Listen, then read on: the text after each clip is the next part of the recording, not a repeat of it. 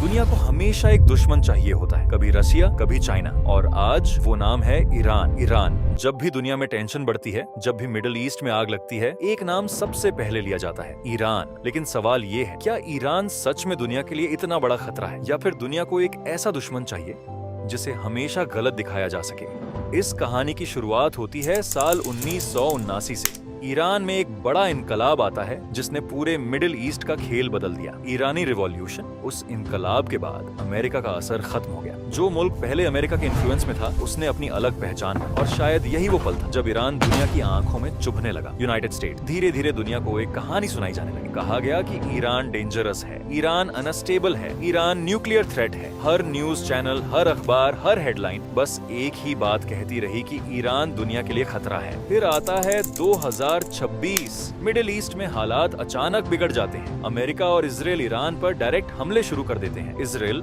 आसमान में fighter jets उड़ रहे थे, जमीन पर जोरदार धमाके हो रहे थे, हर तरफ स्मोक था, हर तरफ चीखें थी, हर तरफ सिर्फ खौफ था। लेकिन हर जंग की तरह इस बार भी सबसे ज्यादा नुकसान उन लोगों का हुआ जिनका इस लड़ाई से कोई लेना देना नहीं था। आम लोग मारे गए, घर तबाह हो गए, स्कूल मिट्टी में मिल गए, अस्पताल तक महफूज नहीं रहे। सोचो, एक बच्चा जो सुबह अपने माँ बाप से हंसकर स्कूल गया था, उसे क्या पता था कि वो शाम तक वापस नहीं लौटेगा। कई माँओं ने अपने बच्चों को खो दिया, लेकिन ईरान चुप नहीं रहा। उसने जवाब दिया। मिसाइलें चली, ड्रोन्स उड़ाए गए, जवाबी हमले हुए, और दुनिया को साफ मैसेज दिया गया कि ईरान झुकने वालों में से नहीं है। ईरान ने दुनिया को बताया कि अगर कोई उसे दबाने की कोशिश करेगा तो जवाब जरूर मिलेगा। लेकिन असली सवाल ये है कि ये सब हो क्यों रहा है? क्या ये सिर्फ सिक्योरिटी का मामला है या इसके पीछे कुछ और है? मिडिल ईस्ट सिर्फ जमीन का टुकड़ा नहीं है। मिडिल ईस्ट दुनिया की एनर्जी का दिल है। यहाँ ऑयल है, यहाँ पावर है, यहाँ कंट्रोल। जो मिडिल ईस्ट को कंट्रोल करेगा वो दुनिया की इकोनॉमी को कंट्रोल करेगा। और शायद यही वजह है इस इलाके में हमेशा आग लगी रहती। दुनिया ईरान को न्यूक्लियर थ्रेट कहती, लेकिन सवाल ये है कि रूल्स सबके लिए सेम क्यों नहीं होते? अगर कुछ देशों के वेपन सिक्योरिटी कहलाते हैं तो कुछ देशों के वेपन्स खतरा क्यों कहलाते हैं? अगर कुछ मुल्क अपनी ताकत बढ़ाएं तो उसे प्रोग्रेस कहा जाता है, लेकिन अगर ईरान वही करे तो उसे खतरा क्यों कहा जाता है? तो क्या